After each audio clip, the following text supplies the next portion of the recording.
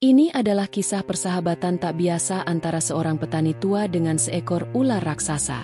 Namun saat warga desa mengetahui persahabatan itu, mereka marah. Semua yang mendengarkan kisah ini pasti akan meneteskan air mata. Apa yang sebenarnya terjadi di desa itu? Mari kita simak kisah lengkapnya.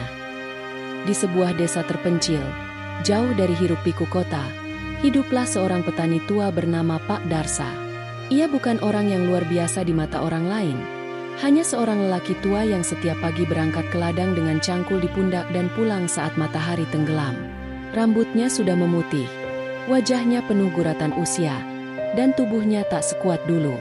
Namun, meski waktu telah mencuri tenaganya, semangatnya tetap menyala seperti bara yang enggan padam. Pak Darsa telah melewati banyak musim di desa itu. Ia pernah melihat panen yang melimpah, sawah yang hijau menghampar sejauh mata memandang, dan kehidupan yang begitu damai. Tapi ia juga pernah merasakan musim kering yang membuat tanah merekah, hujan yang tak kunjung datang, serta kegelisahan yang menyelimuti warga desa. Semua itu ia lalui dengan keteguhan hati, seperti seorang ayah yang tak pernah meninggalkan anak-anaknya, meski badai datang menerpa. Namun, satu hal yang membuat hidupnya terasa lebih sunyi dari sebelumnya adalah kenyataan bahwa ia kini sendirian. Istrinya telah lama berpulang, meninggalkannya dengan kenangan yang semakin samar seiring waktu. Anak-anaknya, yang dulu kecil berlari-lari di pematang sawah, kini telah pergi merantau ke kota, mengejar kehidupan yang lebih baik.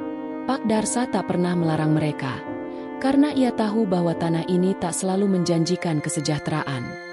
Tapi di lubuk hatinya, ada rindu yang tak pernah bisa terucap. Rindu pada suara tawa di rumahnya, rindu pada tangan kecil yang dulu menarik ujung bajunya, rindu pada kehangatan yang kini hanya menjadi bayangan dalam pikirannya. Hanya sawah yang setia menemaninya. Setiap pagi, ia akan menginjak tanah yang telah ia rawat sejak muda, mencangkul dengan tenaga yang tersisa, dan menanam harapan di setiap butir padi yang ia tebar. Bagi Pak Darsa, sawah adalah kehidupannya. Tanah itu telah memberi makan keluarganya, membesarkan anak-anaknya, dan menjadi tempatnya bercerita saat tak ada lagi yang bisa mendengarkan. Namun, ia tak tahu bahwa hari itu akan mengubah segalanya. Hari ketika ia menemukan seekor ular raksasa, terluka, tersembunyi di bawah pohon besar di pinggir ladangnya. Makhluk itu menatapnya dengan mata besar yang tak bisa ia pahami. Apakah itu tatapan ketakutan? Atau mungkin permohonan? Saat itulah, tanpa ia sadari, sebuah kisah yang tak pernah ia bayangkan akan dimulai. Kisah tentang persahabatan, pengorbanan, dan keajaiban yang hanya bisa dimengerti oleh hati yang tulus. Hari itu, matahari mulai condong ke barat saat Pak Darsa menancapkan cangkulnya ke tanah untuk terakhir kali. Keringat mengalir di pelipisnya, menandakan betapa berat hari itu baginya. Ia menghela napas panjang, membiarkan tubuhnya yang lelah sejenak menikmati hembusan angin sore. Namun, sebelum ia sempat beranjak pulang, matanya menangkap sesuatu di bawah pohon besar di ujung ladangnya. Sesuatu yang besar, dan tampaknya bukan batang kayu biasa. Langkahnya mendekat, pelan dan penuh kehati-hatian. Saat jarak semakin dekat, hatinya berdegup lebih cepat.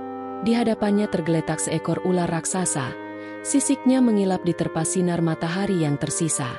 Namun, tubuh ular itu tak bergerak banyak, hanya sesekali menggeliat lemah. Barulah Pak Darsa menyadari luka-luka dalam di sepanjang tubuh makhluk itu.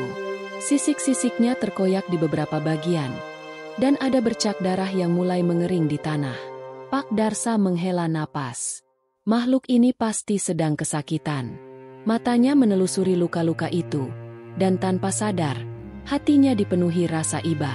Ia tahu betul bahwa orang lain mungkin akan memilih lari atau bahkan membunuhnya. Seekor ular sebesar ini, di dekat ladang, pasti dianggap ancaman bagi desa. Tapi Pak Darsa tak melihat ancaman di mata ular itu. Ia melihat sesuatu yang lain, sesuatu yang lebih dalam, sebuah permohonan.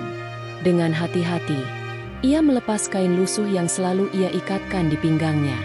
Perlahan, ia mendekat. Lututnya hampir menyentuh tanah. Ular itu hanya diam, seolah terlalu lemah untuk melawan atau bahkan takut pada lelaki tua yang kini berjongkok di hadapannya. Dengan gerakan yang terlatih oleh pengalaman bertahun-tahun sebagai petani, Pak Darsa mulai membersihkan luka-luka itu. Tangannya tak gemetar, meskipun ia tahu bahaya selalu ada. Darah yang mengering ia bersihkan, dan dengan air dari kendi yang ia bawa, ia membasuh luka-luka dalam yang masih mengeluarkan cairan merah pekat. Ular itu tak bergerak liar, hanya mengerjapkan mata besar itu, seakan memahami bahwa lelaki tua ini bukan musuh. Sore itu, di antara tanah basah dan angin yang berhembus pelan, lahirlah sebuah ikatan yang tak akan pernah dipahami oleh mereka yang hanya melihat dengan mata, bukan dengan hati. Hari-hari berlalu sejak pertemuan pertama itu, dan sesuatu yang tak pernah dibayangkan oleh Pak Darsa pun terjadi. Ular raksasa itu kembali. Setiap pagi, saat embun masih menggantung di ujung daun padi, ia melihat sosok panjang berkilauan itu melingkar di bawah pohon besar di ujung ladang. Si Giri, begitu akhirnya ia menamainya, tampak selalu menunggu, seolah tak ingin pergi jauh dari tempat di mana ia pertama kali diselamatkan. Pak Darsa awalnya tak mengerti mengapa ular itu terus kembali. Tapi seiring waktu, ia mulai menerima kehadiran makhluk itu sebagai bagian dari hidupnya. Saat ia bekerja, si Giri akan tetap di tempatnya. Tubuh panjangnya melingkar dengan kepala yang terangkat sedikit. Matanya mengamati setiap gerakan lelaki tua itu. Mungkin orang lain akan ketakutan jika berada di posisinya, tapi bagi Pak Darsa, kehadiran ular itu justru terasa menenangkan. Terkadang, saat senja mulai turun, Pak Darsa berbicara kepadanya. Ia tahu bahwa si Giri tak akan menjawab, tapi entah mengapa, berbicara dengan ular itu membuat hatinya terasa lebih ringan.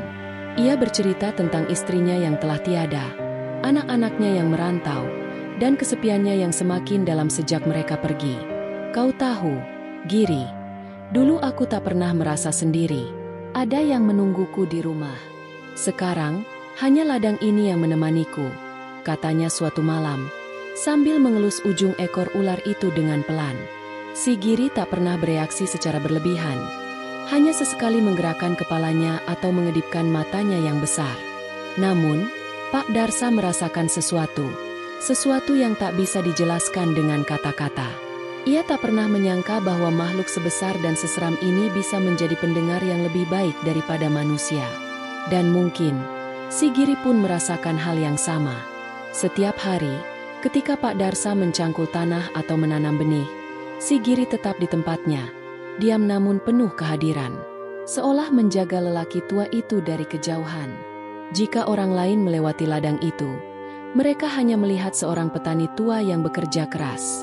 Tapi di mata Pak Darsa, setiap kali ia menoleh ke arah pohon besar, ia tahu bahwa ia tidak sendiri. Hari-hari mereka berjalan seperti itu. Meskipun mereka berasal dari dunia yang berbeda, mereka telah menjadi sahabat dalam kesunyian. Namun, ketenangan itu tak bertahan lama. Seperti semua hal yang indah, selalu ada mata yang memandang dengan curiga. Selalu ada mulut yang berbisik penuh ketakutan. Kabar tentang keberadaan ular raksasa di ladang Pak Darsa mulai menyebar ke seluruh desa. Orang-orang berbisik di pasar, di tepi sungai, di pematang sawah. Awalnya hanya desas-desus, namun lama-kelamaan berubah menjadi kecemasan. Bagaimana mungkin ada ular sebesar itu di dekat ladang? Ini pertanda buruk, seru seorang ibu saat mereka berkumpul di balai desa. Kita tak bisa membiarkan makhluk itu tetap di sana. Bayangkan jika ia masuk ke desa, menyerang anak-anak kita, sahut seorang pemuda dengan mata membelalak ketakutan. Tak ada yang benar-benar tahu seperti apa ular itu, selain cerita yang terus berkembang dari mulut ke mulut. Dalam cerita mereka, si Giri bukan lagi sahabat Pak Darsa, melainkan ancaman bagi seluruh desa. Mereka membayangkannya sebagai monster yang mengintai dari balik pepohonan, siap menelan siapa saja yang lewat. Mereka tak peduli bahwa hingga saat ini, ular itu tak pernah menyakiti seorang pun. Kepala desa, seorang pria yang sudah lama memimpin dengan kebijakan, awalnya ragu. Ia mengenal Pak Darsa sejak muda, tahu bahwa lelaki tua itu bukan orang sembarangan. Tapi tekanan dari warga semakin kuat. Rasa takut lebih mudah menyebar daripada kebenaran. Akhirnya, dengan berat hati, ia mengambil keputusan yang akan mengubah segalanya. Malam itu, di bawah langit yang mulai gelap, Orang-orang berkumpul dengan obor di tangan, parang di pinggang, dan wajah yang dipenuhi kemarahan. Mereka tak lagi peduli bahwa ular itu adalah sahabat seorang petani tua. Yang mereka inginkan hanyalah mengusirnya, atau membunuhnya jika perlu. Pak Darsa, yang mendengar keributan itu dari rumahnya, segera berlari ke ladangnya. Napasnya tersengal, hatinya berdebar kencang. Ia tahu apa yang akan terjadi. Dan kali ini, untuk pertama kalinya dalam hidupnya, ia merasa benar-benar takut, bukan untuk dirinya sendiri, tapi untuk sahabatnya. Di kejauhan, di bawah pohon besar, ia melihat si Giri yang tetap diam. Ular itu tak bergerak, hanya menatap ke arah manusia-manusia yang kini datang dengan obor dan senjata.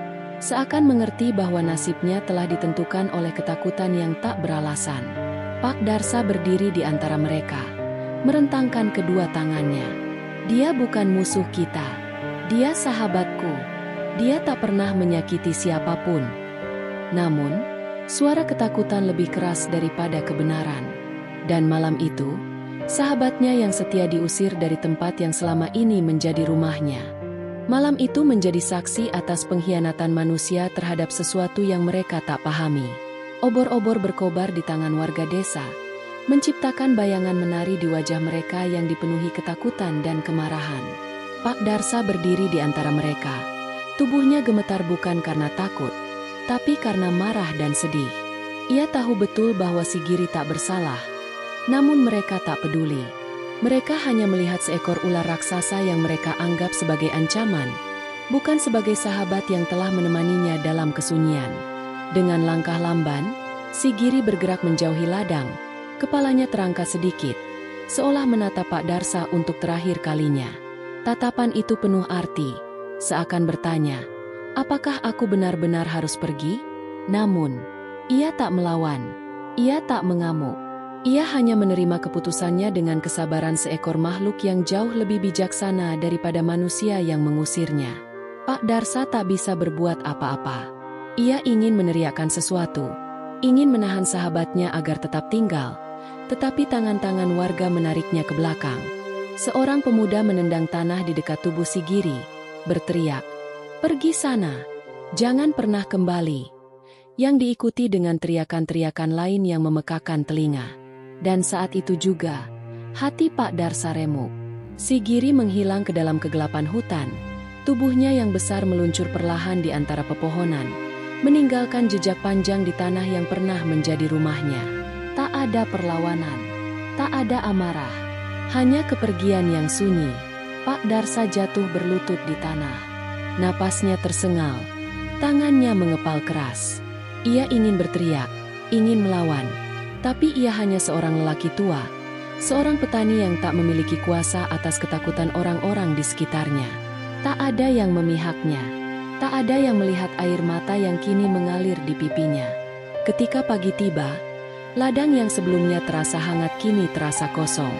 Pohon besar di ujung ladangnya masih berdiri, tetapi tak ada lagi sahabatnya di sana. Hanya keheningan yang tersisa, keheningan yang lebih menyakitkan daripada kesepian yang pernah ia rasakan sebelumnya. Dan lebih buruk lagi, ia pun ikut diusir.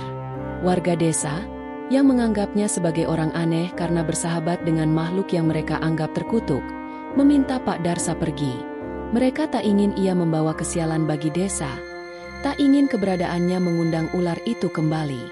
Tanpa banyak pilihan, Pak Darsa meninggalkan desa yang telah menjadi rumahnya selama puluhan tahun.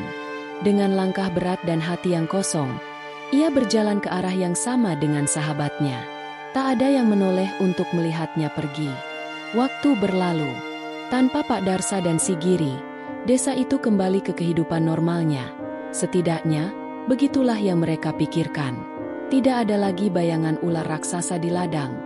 Tidak ada lagi bisikan ketakutan di pasar. Mereka merasa lebih aman, lebih tenang. Namun, keheningan itu tidak bertahan lama. Beberapa minggu setelah kepergian Pak Darsa, sesuatu mulai terjadi di sawah-sawah desa. Awalnya, hanya 1 atau 2 petani yang mengeluh bahwa benih yang mereka tanam tak bertahan lama. Padi mereka mulai hilang, dimakan sesuatu yang tak mereka lihat. Namun, tak ada yang terlalu memperhatikan. Mereka mengira itu hanya peristiwa biasa, sampai semuanya berubah menjadi bencana. Hama tikus datang. Bukan hanya 1 atau 2 ekor. Bukan hanya 1 atau 2 sawah. Mereka datang dalam jumlah yang belum pernah dilihat sebelumnya. Gerombolan tikus menyusup ke setiap ladang, menggerogoti setiap bulir padi, merusak batangnya sebelum sempat tumbuh sempurna. Setiap pagi, para petani bangun dengan pemandangan ladang yang habis dimakan tikus dalam semalam. "Kita harus melakukan sesuatu," seru seorang petani dengan panik saat mereka berkumpul di balai desa. Mereka mencoba segala cara untuk menghentikan serangan tikus.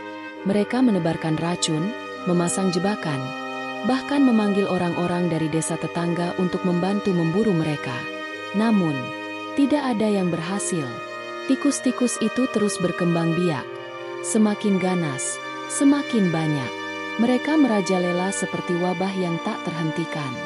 Dan saat panen gagal berkali-kali, saat perut-perut mulai kosong, saat anak-anak menangis karena tak ada lagi makanan di meja, baru mereka menyadari kesalahan mereka. Mereka telah mengusir satu-satunya makhluk yang bisa menyelamatkan mereka. Mereka telah mengusir si Giri. Di malam yang semakin dingin, kepala desa duduk termenung di rumahnya. Wajahnya penuh keriput, matanya kosong. Ia menatap keluar jendela, melihat sawah yang kini menjadi tanah tandus penuh sisa-sisa batang padi yang telah hancur. Desa ini sedang sekarat. Ia tahu hanya ada satu cara untuk menyelamatkannya.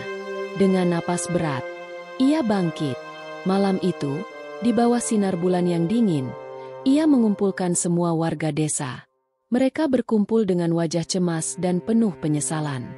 Tak ada lagi obor, tak ada lagi senjata. Kali ini, mereka datang bukan untuk mengusir, tetapi untuk memohon pengampunan. "Kita harus mencari Pak Darsa."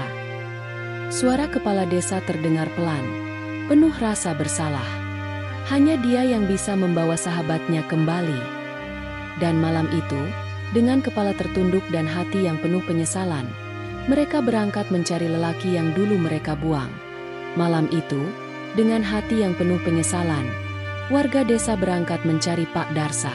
Mereka berjalan dalam diam. Obor di tangan mereka kini bukan lagi senjata, melainkan penerang bagi perjalanan menuju pengampunan. Langkah mereka terasa berat, bukan karena jalan yang sulit, tetapi karena beban di hati mereka. Mereka telah mengusir seorang yang mereka butuhkan. Mereka telah mengkhianati seorang sahabat yang setia. Mereka tak tahu di mana harus mencari, tetapi ada satu tempat yang terlintas di benak mereka, hutan di mana si Giri menghilang. Mungkin di sanalah Pak Darsa berada. Mungkin ia tetap bersama sahabatnya, jauh dari dunia yang telah menolaknya. Langkah mereka menembus semak-semak, melewati pohon-pohon yang menjulang tinggi. Hutan terasa lebih gelap dari biasanya, seolah alam pun marah kepada mereka. Tiap bunyi dedaunan yang bergoyang diterpa angin terasa seperti bisikan dosa yang tak terampuni. Namun mereka terus berjalan, karena mereka tahu bahwa harapan terakhir desa ini bergantung pada seorang lelaki tua yang pernah mereka buang. Setelah berjam-jam menyusuri kegelapan, mereka akhirnya melihat sebuah cahaya kecil di kejauhan. Cahaya itu berasal dari gubuk reyot, berdiri sendiri di tengah pepohonan lebat. Napas mereka tercekat. Itulah Pak Darsa. Mereka mendekat perlahan, tak ingin mengusik ketenangan yang telah mereka renggut darinya. Ketika mereka semakin dekat, mereka melihatnya duduk di depan gubuk, menatap api kecil yang menyala redup. Wajahnya lebih tua dari yang mereka ingat. Tatapan matanya kosong, seperti lelaki yang telah kehilangan segalanya. Kepala desa maju ke depan. Dengan suara berat dan penuh kesalahan, ia berkata, "Pak Darsa, kami datang untuk meminta maaf." Lelaki tua itu tidak langsung menoleh. Ia tetap diam, membiarkan kata-kata itu menggantung di udara. Udara malam terasa semakin dingin. Lalu, perlahan, ia mengangkat kepalanya. Matanya menatap mereka satu persatu, seolah ingin memastikan bahwa ini bukan sekadar mimpi. "Maaf?" Suara Pak Darsa terdengar serak. "Apa yang kalian inginkan sekarang?" Kepala desa menelan ludah, menundukkan kepalanya. "Desa kita diserang hama tikus. Sawah-sawah hancur, panen gagal. Kami tak tahu harus berbuat apa. Ia menarik napas, lalu melanjutkan dengan suara lirih. Kami butuh si Giri. Kami butuh sahabatmu. Seketika, keheningan melingkupi mereka. Pak Darsa mengalihkan pandangannya ke arah hutan yang gelap, seolah sedang memikirkan sesuatu yang tak bisa diungkapkan dengan kata-kata. Mereka telah mengusirnya, menghancurkan kehidupannya, dan sekarang mereka meminta pertolongannya. Warga desa menunggu dengan cemas. Apakah Pak Darsa masih mau membantu mereka? Apakah sahabatnya masih ada di sana? Lalu, dengan napas berat, lelaki tua itu berdiri. Ia mengambil tongkatnya, menatap jauh ke dalam hutan, dan berkata, "Aku akan mencarinya." Dan malam itu, dengan hati yang terluka namun tetap penuh kasih, Pak Darsa berjalan ke dalam kegelapan, menuju sahabat yang pernah ia selamatkan. Pak Darsa melangkah perlahan ke dalam hutan yang gelap, hanya ditemani suara desiran angin dan ranting-ranting kering yang remuk di bawah kakinya. Jantungnya berdebar, bukan karena ketakutan, tetapi karena sesuatu yang lebih dalam, sebuah keraguan yang menghantui pikirannya. Apakah dia masih di sini? Hutan telah menjadi tempat yang sunyi sejak malam ketika si Giri diusir. Pak Darsa tak pernah kembali ke tempat ini sebelumnya. Ia tak tahu apakah sahabatnya masih hidup, atau apakah ia telah pergi ke tempat yang lebih jauh, tempat di mana manusia tak bisa lagi menyakitinya. Tetapi ia harus mencoba. Dengan suara yang bergetar, Pak Darsa memanggil, "Gir, kalau kau masih di sini, aku datang mencarimu." Angin berhembus pelan, seakan membawa bisikan ke dalam kegelapan. Tak ada jawaban, hanya daun-daun yang berguguran. Suara hutan yang tetap sunyi. Pak Darsa melangkah lebih dalam, menyingkirkan ranting dan semak-semak yang menghalangi jalannya. Setiap langkah terasa berat, karena ia membawa beban yang lebih besar daripada sekadar tubuhnya. Ia membawa penyesalan, rasa bersalah, dan harapan terakhir bagi desanya. Ladangnya hancur. "Giri." Suaranya semakin pelan, hampir seperti bisikan. Mereka tak punya makanan. Mereka akhirnya sadar bahwa mereka salah. Masih tak ada jawaban. Pak Darsa mulai putus asa. Tetapi kemudian, angin berhenti. Suasana hutan terasa berbeda. Seperti ada sesuatu yang bergerak. Sesuatu yang sangat besar. Lelaki tua itu menahan napas. Dari kegelapan, terdengar suara gemuruh yang berat dan perlahan. Semak-semak bergetar. Pohon-pohon bergoyang. Pak Darsa berdiri diam, tak bergerak, membiarkan harapan menguasai dirinya. Lalu, dari balik pepohonan raksasa itu, sesosok makhluk besar muncul. Sisiknya masih berkilau dalam redupnya cahaya bulan. Matanya masih sama, tenang, dalam, dan penuh arti. Pak Darsa hampir tak bisa berkata-kata. Matanya memanas, dadanya terasa sesak. Ia melangkah maju dengan hati-hati, lalu berbisik dengan suara yang hampir tercekat oleh air mata. "Giri, aku datang untuk membawamu pulang." Ular raksasa itu tidak langsung bereaksi. Ia hanya diam, menatap lelaki tua di hadapannya. Seperti menimbang, seperti bertanya, "Apakah kau benar-benar memintaku kembali?" Lalu, setelah keheningan yang terasa seperti selamanya, si Giri mulai bergerak. Dengan gerakan perlahan dan mantap, ia meluncur mendekati Pak Darsa. Tubuh panjangnya membelah dedaunan yang berserakan di tanah. Matanya tak lagi dipenuhi luka, tetapi penuh dengan sesuatu yang lebih dalam. Sebuah kepercayaan yang tak pernah hilang. Dan saat itu juga, Pak Darsa tersenyum untuk pertama kalinya dalam waktu yang lama. Sahabatnya telah kembali. Malam itu, Pak Darsa dan si Giri berjalan berdampingan keluar dari hutan, kembali ke desa yang dulu pernah mengusir mereka. Obor-obor di tangan warga desa mulai bergetar, bukan karena angin, tetapi karena ketakutan dan ketidakpercayaan. Mereka tak pernah menyangka bahwa ular raksasa itu benar-benar akan kembali. Beberapa orang mundur dengan wajah pucat, seolah mengira makhluk itu akan membalas dendam. Yang lain hanya bisa terdiam, menatap dengan campuran rasa takjub dan penyesalan. Namun, si Giri tidak datang untuk membalas dendam. Ia hanya meluncur dengan tenang, mengikuti langkah Pak Darsa yang berjalan di depan, seperti dulu di ladang mereka. Tak ada kemarahan di matanya. Tak ada keinginan untuk melukai siapapun. Yang ada hanyalah kehadiran yang penuh arti. Kehadiran yang selama ini mereka butuhkan. Tetapi mereka terlalu takut untuk menyadarinya. Kepala desa menelan ludah. Dengan suara yang sedikit gemetar, ia berkata, Apa dia akan membantu kita?" Pak Darsa berhenti. Ia menoleh ke belakang, melihat sahabatnya yang kini berdiri di tengah desa, di antara orang-orang yang dulu mengusirnya. Ia mengulurkan tangannya, menyentuh kepala si Giri dengan lembut, lalu menoleh kepada mereka semua. "Dia datang bukan untukku, tapi untuk kita semua." Seolah mengerti kata-kata itu, si Giri mulai bergerak menuju sawah-sawah yang telah hancur. Malam itu, ia berburu. Gerombolan tikus yang selama ini tak terhentikan kini menghadapi pemangsa alami mereka. Dengan cepat dan tanpa suara, tubuhnya yang besar menyusup ke setiap sudut, setiap lubang yang menjadi sarang hama.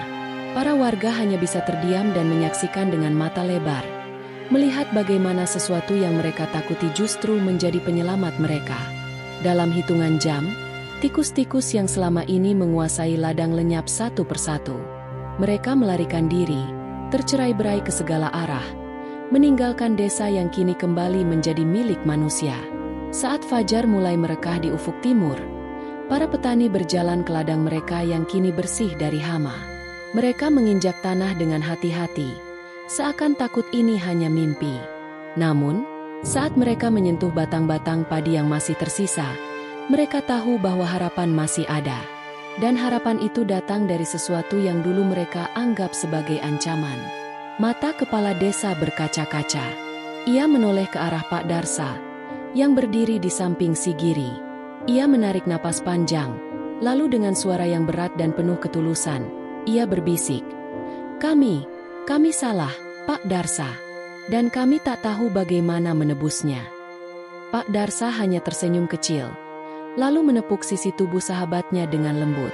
Kadang, manusia harus kehilangan sesuatu dulu untuk tahu betapa berharganya hal itu. Dan hari itu, desa itu belajar pelajaran terpenting dalam hidup mereka. Sejak hari itu, desa itu berubah. Bukan hanya ladang-ladang yang kembali pulih, tetapi juga hati orang-orang yang pernah dipenuhi ketakutan dan kebencian. Mereka tidak lagi melihat si Giri sebagai monster, tetapi sebagai penjaga yang selama ini mereka abaikan. Pak Darsa kembali ke rumahnya. Tidak ada lagi kesunyian yang menyesakan, karena kini ia tahu bahwa ia tidak pernah benar-benar sendiri. Setiap pagi, ia berjalan ke sawah seperti dulu, mencangkul tanah dan merawat padi dengan senyuman yang jarang terlihat di wajahnya selama bertahun-tahun. Dan setiap kali ia menoleh ke bawah pohon besar di ujung ladang, si Giri ada di sana, melingkar dengan tenang. Matanya yang besar mengamati lelaki tua itu bekerja. Mereka kembali seperti dulu. Dua sahabat yang berbagi dunia dengan cara mereka sendiri. Tapi ada satu hal yang berbeda sekarang. Warga desa tidak lagi memandang Pak Darsa dengan curiga. Mereka kini datang ke rumahnya, bukan untuk mengusirnya, tetapi untuk meminta nasihat, untuk mendengarkan kisah-kisahnya, dan untuk berterima kasih. Mereka akhirnya memahami bahwa tak semua yang terlihat menyeramkan itu harus ditakuti, dan tak semua yang tak mereka pahami harus dimusnahkan. Si Giri menjadi bagian dari desa. Tak ada yang berani menyakitinya lagi, karena mereka tahu tanpa dirinya, mereka tak akan bertahan. Setiap malam, saat bulan bersinar di langit, mereka bisa melihat cahaya sisik si Giri berkilauan di bawah sinarnya. Sebuah pengingat bahwa keajaiban kadang datang dalam bentuk yang tak kita duga. Di suatu senja yang damai, Pak Darsa duduk di bawah pohon, mengelus kepala sahabatnya dengan lembut. "Kau lihat, Giri, sekarang mereka mengerti." Ular raksasa itu tak menjawab, hanya mengedipkan matanya perlahan, seolah setuju. Dan saat angin berhembus lembut di antara pohon-pohon, desa itu akhirnya menemukan kedamaian yang sebenarnya. Bukan karena mereka mengusir ketakutan mereka, tetapi karena mereka telah belajar untuk menerimanya.